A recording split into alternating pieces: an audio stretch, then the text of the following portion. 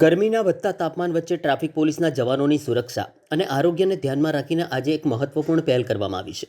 પશ્ચિમ traffic office ખાતે police કમિશનરની અધ્યક્ષતામાં ટ્રાફિક પોલીસ માટે જરૂરી સાધન સામગ્રીનું વિતરણ કરવામાં આવ્યું. પશ્ચિમ ટ્રાફિક કચેરી ખાતે યોજાયેલા આ કાર્યક્રમમાં ટ્રાફિક પોલીસ જવાનોને ગરમીથી બચાવવા માટે જરૂરી સાધનો આપવામાં આવ્યા છે. ગરમીના કડકડતા તાપમાન કલાકો સુધી રોડ પર ફરજ બજાવતા જવાનો માટે આ પ્રકારની સુવિધા ખૂબ જ મહત્વપૂર્ણ ભાગ ભજવશે. આ વિતરણમાં પાણીની બોટલ, ફેનવાળા હેલ્મેટ તેમજ ટ્રાફિક પોલીસને લગતી સામગ્રી જેમ કે બોડી વોર્ન કેમેરા, સુરક્ષાત્મક સાધનો આપવામાં આવ્યા. પોલીસ કમિશનર નરસિંહ કુમાર દ્વારા આ પહેલ જવાનોના આરોગ્ય અને સલામતી માટે મહત્વપૂર્ણ પગલું લેવામાં આવ્યું હતું. કાર્યક્રમમાં મોટી સંખ્યામાં પોલીસ અધિકારીઓ અને ટ્રાફિક જવાનો હાજર રહ્યા હતા. આ વર્ષે જોવું મળ્યું છે કે સમર સિઝન વહેલી શરૂ થઈ ગયું છે. ઓલરેડી માર્ચ 2026માં 40+ ડિગ્રી સેલ્સિયસ ટેમ્પરેચર આપણે જોવા મળ્યું છે. આ પરિસ્થિતિમાં ટ્રાફિક બ્રિગેડના માનદવેતકો અને ટ્રાફિક પોલીસના કર્મચારી અને અધિકારીઓ કામ કરતા હોય છે.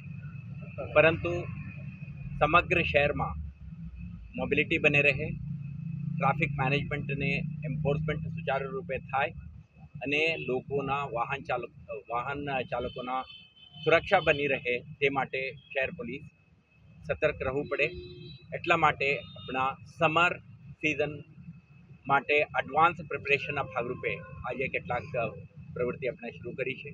તમે જોયું કે એક ટ્રાફિક અમ્બ્રેલા, આના સાથે એક બેસવા માટે એક ફોલ્ડેબલ ચેર અને દરેક પોલીસ કર્મચારી અને ટ્રાફિક બ્રિગેડના માનદવેતકને એક સમર કિટનું પણ વિતરણ કરી છે. આ રીતે ગયા વર્ષે પણ કેટલાક કર્મચારીઓને સમર કિટનું વિતરણ કરવામાં આવ્યું હતું, જેમાં એક વોટર બોટલ છે જેમાં ઠંડા પાણી રાખી શકીએ, ORS આપી છે તેમાં મિક્સ કરીને કરે તો ડિહાઇડ્રેશન ના થાય તે માટે ત્યાં ધ્યાન રાખી શકે. સાથે સાથે એક ગોગલ છે, સમરમાં પણ ટ્રાફિક જંકશનોમાં ઊભા રહીને કર્મચારી કામ કરી શકે, અને રિફ્લેક્ટિવ જેકેટ છે જે એમને ખાસ કરીને સાંજના સમયે વિઝિબિલિટી બને રહે, કોઈ અકસ્માત ના સર્જાય તે માટેના સાધન છે. સાથે સાથે દરેક કર્મચારી સમર દરમિયાન એમને પ્રોટેક્શન મળે તે માટે ગયા વર્ષથી આપણે શરૂ કરી છે એસી હેલ્મેટ. એસી હેલ્મેટ લગભગ 450 જેટલા હેલ્મેટને એમના વિતરણ કરી રહ્યા છીએ, જેથી કરીને પીક સમર હીટમાં ટ્રાફિક કર્મચારી અને ટ્રાફિક બ્રિગેડના માનદવેતકો સુરક્ષિત ઊભા રહી શકે અને હીટ સ્ટ્રોક, સનસ્ટ્રોક કે ડિહાઇડ્રેશનના લીધે એમને કોઈ ઇન્જરી કે ફેટાલિટીના કિસ્સો ના બને તે માટે શહેર પોલીસ તરફથી તાકેદારી રાખવામાં આવી રહ્યું છે.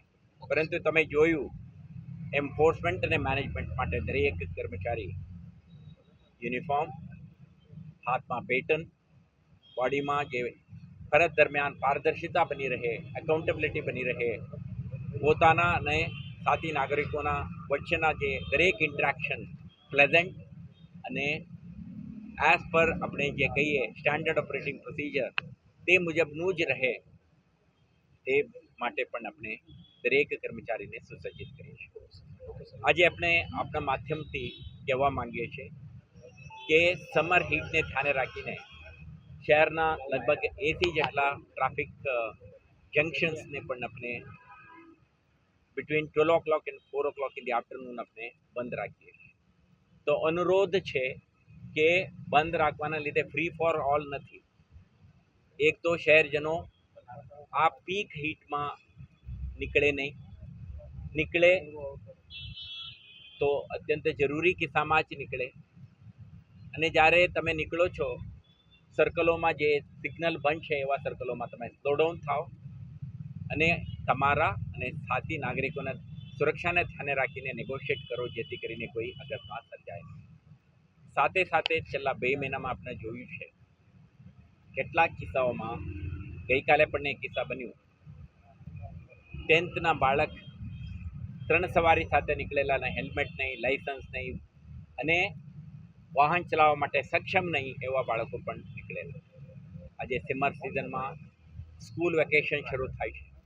દરેક બાળકોને, વાલીઓને અનુરોધ છે, અપ્રાપ્ત વયના બાળકોને વાહન આપતા નહીં અને એમના સુરક્ષા કોમ્પ્રોમાઇઝ કરતા નહીં. બીજું આપણે જોયું કેટલાક કિસ્સામાં ફોર વ્હીલર ચાલકો પણ ઓવર સ્પીડિંગ કરીને પણ અકસ્માત સર્જાવાના કિસ્સા બન્યો છે.